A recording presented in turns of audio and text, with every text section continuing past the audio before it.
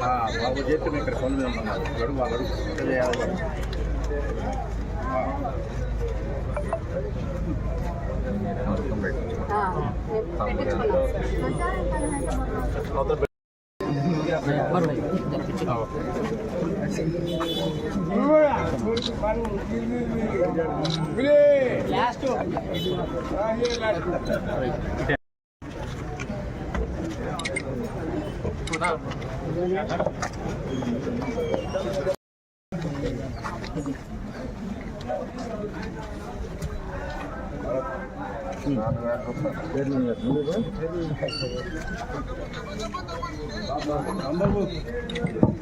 ₹100, ₹200 పెంచలేదు. ₹1000 ఇచ్చి 4000 ఇస్తుంది.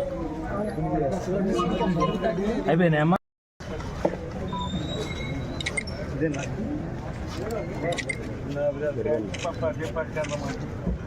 బాబాయ్ బాబాయ్ ఒకసారి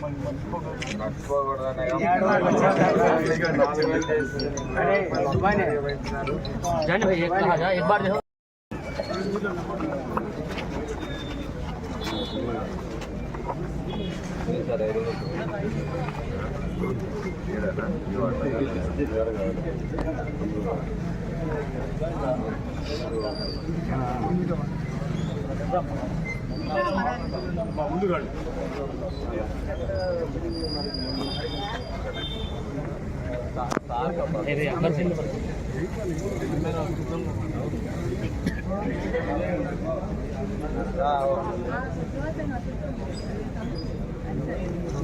సైడ్ సైడ్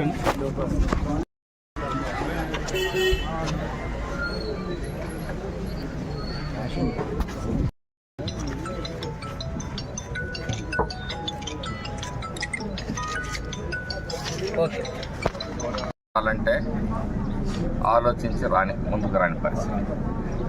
ఈ రాష్ట్ర ఆర్థిక లోటు దయనీయమైన స్థితిలో ఉంది. 10 లక్షల కోట్ల అప్పుల్లో మునిగిపోయింది. ఏటా 75,000 సుమారుగా 75,000 కోట్ల రూపాయలు మరి అప్పు కింద కానీ వడ్డీ కింద కానీ అసలు కింద కానీ జమ చేయాల్సిన పరిస్థితుల్లో ఎన్డీఏ ప్రభుత్వం ఈరోజు దాన్ని చక్కదిద్దే కార్యక్రమంలో తలములకలైంది. అలాగే ప్రజలకి ఏదైతే వాగ్దానం చేశారో ఆ వాగ్దానాలని ఎన్డీఏ ప్రభుత్వం కట్టుబడి ఉంది. ఆయన నెల రోజులు అధికారానికి దూరం కాగానే జగన్మోహన్ రెడ్డి అది ఇచ్చావా ఇది ఇచ్చావా అని చెప్పేసి ప్రెస్ మీట్లు పెట్టి మాట్లాడుతూ ఉన్నారు. అతని మానసిక పరిస్థితి బాగాలేదు. అంటే ఇక్కడ అల్లావుద్దీన్ అద్భుత దీపాలు ఏమి ఉండవు.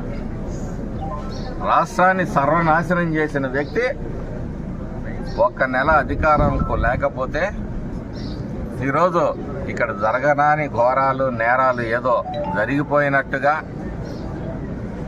అసలు మాట్లాడటానికి కనీసం సమాజం చేదరించుకొని 11 సీట్లకి ఒక క్రికెట్ టీం లాగా మిమ్మల్ని పరిమితం చేసినా ఇంకా సిగ్గు రాకుండా రోడ్లెక్కి మాట్లాడుతూ ఉన్నారు.